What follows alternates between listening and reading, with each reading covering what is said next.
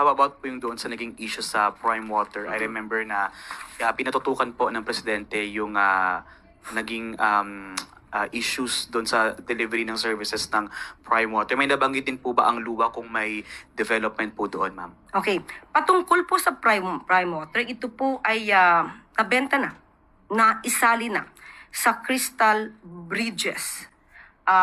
Ito ngayon ang biggest water joint venture operator. At ito po ay pag-aari ni Lucio Co.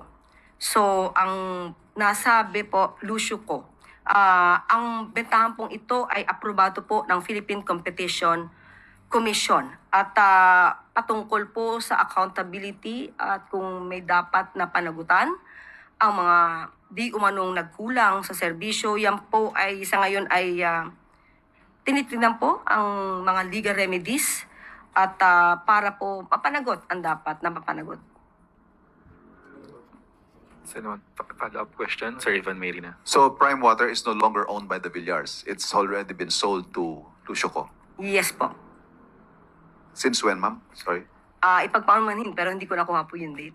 Ikukunin ko na lang po pagkatapos.